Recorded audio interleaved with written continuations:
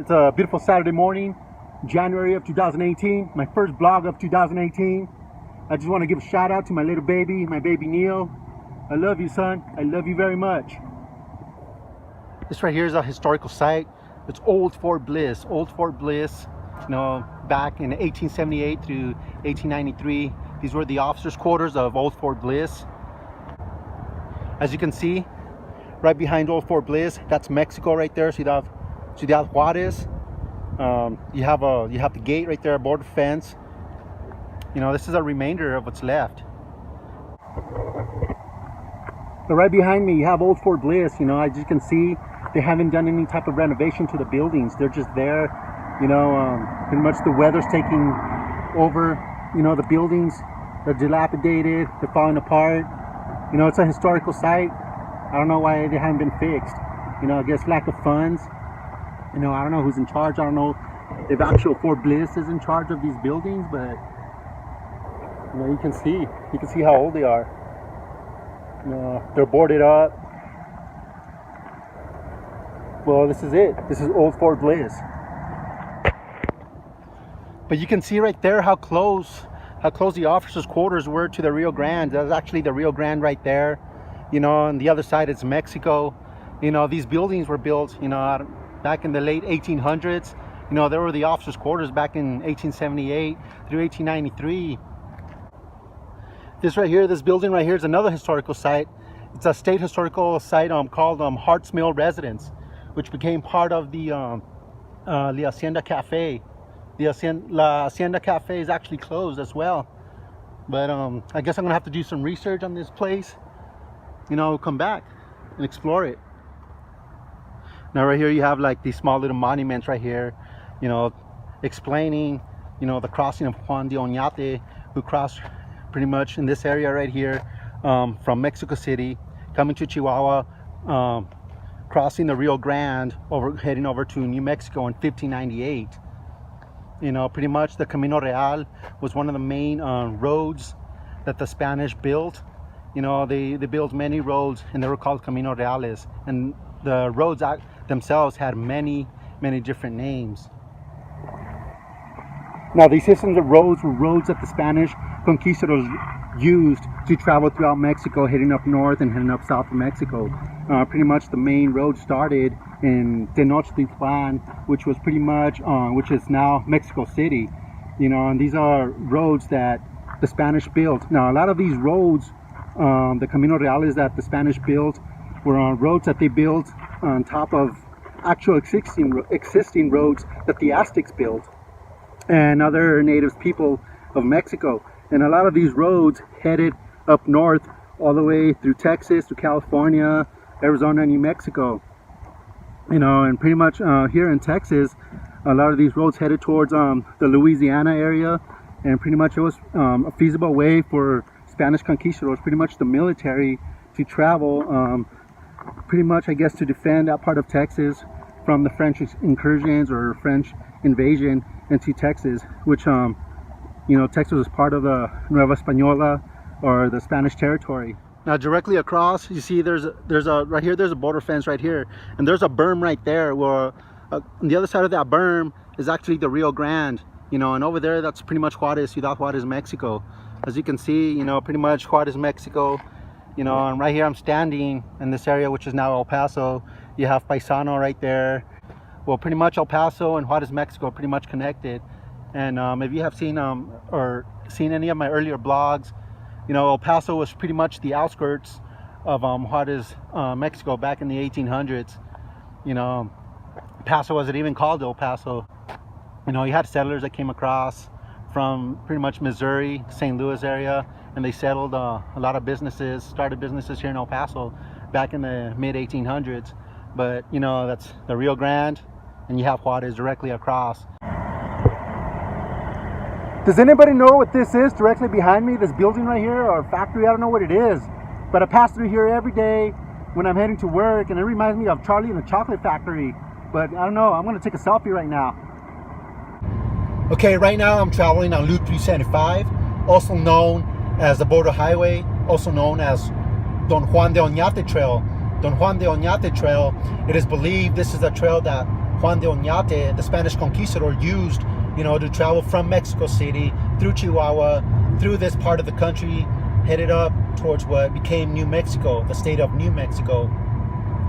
Okay, right now I'm traveling on Alameda Street, also known as Highway 20. Highway 20, which is Alameda Street in El Paso, Texas, is a Texas highway. It used to be the main highway if you wanted to travel to Houston, Dallas, San Antonio. As I'm driving, I already exited El Paso, I already passed Socorro, I already passed Clint, and all it is pretty much farmland. Very beautiful scenery to drive. Highway 20, heading east. Like I was mentioning, right here in Highway 20, you have Highway 20 heading east, and over there across, you can barely see, you can see the highway. That's I-10 right there. That's I-10 heading east towards eastern part of Texas. Wow, check out this old abandoned building right here. It used to be a grocery store, Alcala Grocery. There's a house attached to the back of it, so I'm assuming people still live in the back. Like, you can tell this is probably an old business that probably went out of business a long time ago. Not too many vehicles drive through here. That's pretty cool. You have an abandoned home right there, or I don't know, abandoned building. Then you have these abandoned buildings right here. Over there, directly across over there, that I'm assuming that used to be a home back in the day. You even have a van. I'm sure these buildings are still owned by someone. Then I'm walking right here on the ground. You can see like a concrete foundation. This used to be a building one time. There's concrete foundation right there. There's more right here. So I don't know if this used to be a home back in the day. Right, you have right here Highway 20. People hardly ever drive through here. You have I-10. As you can see directly over there, you can see the vehicles traveling all around on I-10 right there heading east right now. All right, that sign says site of Old Fort Hancock. Let's check it out. Okay, the sign across the street says this is the site of Old Fort Hancock. So I'm assuming this old area right here used to be Old Fort Hancock. Now there's a little thing right here. I don't know what to call this, but it's hard to read.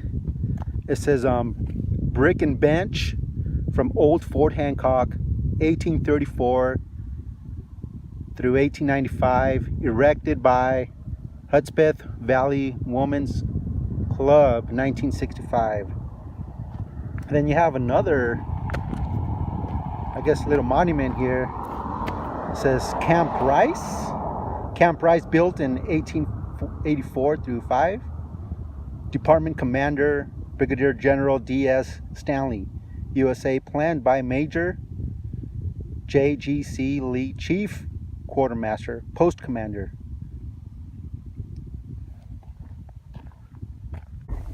So what you see right here behind me is Old Fort Hancock. Old Fort Hancock, prior to Fort Hancock, used to be called Camp Rice. So it became Fort Hancock, and this is what remains. Pretty much you have these little monuments right here. That's it. Pretty much it's just farmland. And beyond you can see the mountains, and where those mountains over there, that's actually Mexico. So you have Texas Highway 20, Old Fort Hancock. And over there you have I-10. Oh, check out those buildings right there. That building right there across the street is actually adobe. See, but I don't know how old that building is. I don't know if that building was built prior to the 1900s, or if it's an actual building that was built last century. That's pretty cool. Abandoned. And this is what I mean. You have all these abandoned buildings on Highway 20. Because pretty much this highway wasn't being utilized anymore because of I-10.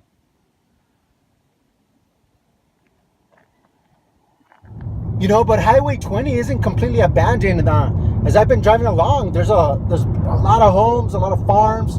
People still live along this stretch of road, along this stretch of highway.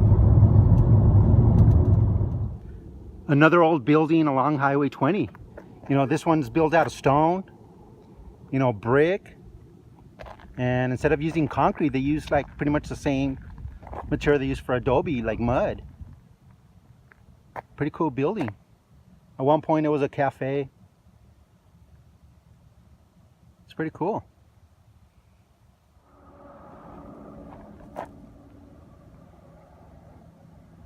Pretty much we reached the end of the road of Highway 20, pretty much right here. Highway 20 and I-10 pretty much merge right here. You know, become the same highway heading towards Dallas, San Antonio, Houston. You know, but if you want to have a nice drive on a Sunday afternoon, Sunday morning, you know, on the weekend, you know, pretty much what you can do is start on Alameda Street in downtown El Paso, which is actually Highway 20, and just drive east all the way to here. You know, it might take you maybe a couple of hours, maybe a little bit longer, but it's a nice drive. You know, something different to do here in El Paso. You know, but that's it. I have nothing else to say. I have nothing else.